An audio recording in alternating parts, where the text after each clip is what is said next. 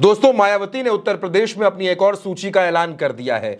ये 5वीं सूची है मायावती की और इसमें 11 सीटों पर प्रत्याशियों के नाम का ऐलान किया गया है। एक सीट ऐसी है जहां प्रत्याशी बदल दिया गया है और वो सीट है मैनपुरी।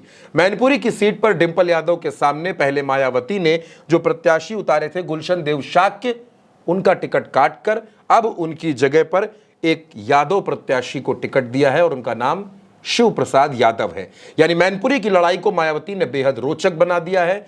मैनपुरी में अगर वोटर्स की बात करें तो 17 लाख के आसपास वोटर हैं, जिसमें सबसे ज्यादा यादव वोटर्स हैं, तकरीबन 4.5 लाख।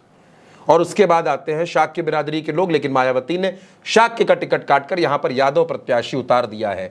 अब सियासी जानकार ये कह रहे हैं कि इसका फायदा भारतीय जनता पार्टी को मिलेगा क्योंकि यादव वोटर्स में बिखराव होगा। लेकिन दोस्तों, ग्राउंड की हकीकत यह है, जमीनी बात अगर की जाए तो मैनपुरी में यादव बढ़ते हुए नजर नहीं आ रहे और मायावती ने जिन यादव को प्रत्याशी बनाया है, जिनको टिकट दिया है, उनके लड़ने से डिंपल यादव को कोई बहुत ज्यादा नुकसान होता नजर नहीं आ रहा। अब मैनपुरी के अलावा अगर बात करें तो मैनपुरी के अलावा मायावती ने इस लिस्ट में वाराणसी से भी प्रत्याशी के नाम का ऐलान कर दिया है। वाराणसी में प्रधानमंत्री नरेंद्र मोदी के सामने मायावती ने अतहर जमाल लारी को टिकट दिया है। यानी मुस्लिम को टिकट देकर मायावती ने कहीं ना कहीं भारतीय जनता पार्टी की इस शोर सीट को घेरने की कोशिश की है। और सबसे चौंकाने वाला नाम जो इस पूरी सूची में दोस्तों है वो है जौनपुर। जौनपुर में मायावती ने पूर्व सांसद धनंजय सिंह की पत्नी और जौनपुर जिला पंचायत की अध्यक्ष श्रीकला धनंजय सिंह को टिकट दिया है। धनंजय सिंह एक मामले में जेल में हैं, वो चुनाव लड़ना चाहते थे। इसके बाद चर्चाएं हुई कि अखिलेश यादव धनंजय सिंह की पत्नी को टिकट देंगे, लेकिन ऐसा हुआ नहीं और अब मायावती ने धनंजय सिंह की पत्नी को टिकट दे दिया है। श्रीकला सिंह वहां चुनाव लड़ेंगी। इसके अलावा जिन सीटों पर मायावती ने प्रत्याशी उतारे हैं वो भी हम आपको बता देते हैं। बदायूं की सीट जहां पर आदित्य यादव चुनाव लड़ रहे हैं समाजवादी पार्टी से, उस सीट पर मायावती ने मुस्लिम खां को टिकट दिया है। बरेली की सीट है, वहां पर छोटेलाल गंगवार को। सुल्तानपुर में मेनका गांधी के सामने उदयराज वर्मा।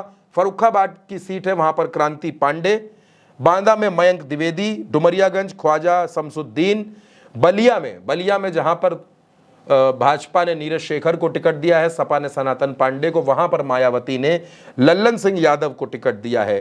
गाजीपुर की सीट जहां पर अफजाल अंसारी और भाजपा के पारसनाथ राय के बीच मुकाबला है, उस सीट पर मायावती ने डॉक्टर उमेश कुमार सिंह को टिकट दिया है। दोस्तों, 2019 में गाजीपुर की सीट पर अफजाल अंसारी चुनाव जीते थे बसपा के सिंबल पर, लेकिन इस बार वो सपा कांग्रेस गठबंधन से चुनाव लड़ रहे हैं। उनके सामने उमेश कुमार सिंह को मायावती ने टिकट दिया है। और वाराणसी अतहर जमाल लारी, जौनपुर धनंजय सिंह की पत्नी और मैनपुरी में शिव प्रसाद यादव। दोस्तों, ये सूची मायावती की है जिसमें 11 सीटों पर प्रत्याशियों के नामों का ऐलान मायावती ने कर दिया है। अगर सारी लिस्टों को देखा जाए मायावती की, तो अब तक उत्तर प्रदेश में बसपा 56 सीटों पर अपने प्रत्याशियों के नाम का ऐलान कर चुकी है।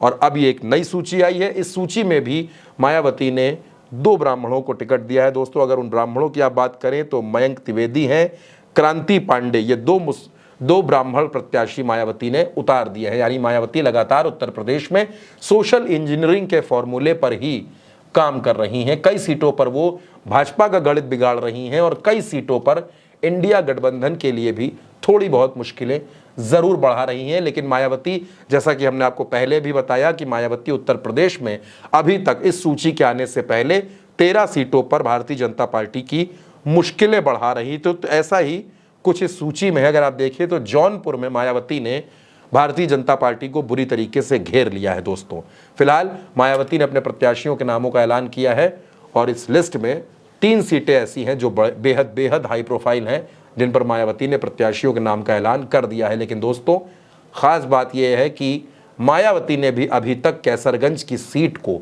होल्ड रखा है। तो क्या जिस तरह से धनंजय सिंह की पत्नी को जौनपुर में टिकट मिला, अगर ब्रजभूषण के समीकरण गड़बड़ाए तो क्या ब्रजभूषण भी हाथी की सवारी करेंगे? ये जानना बेहद दिलचस्प होगा दोस्तों। फिलहाल इसके लिए थोड़ा सा इंतजार करना होगा।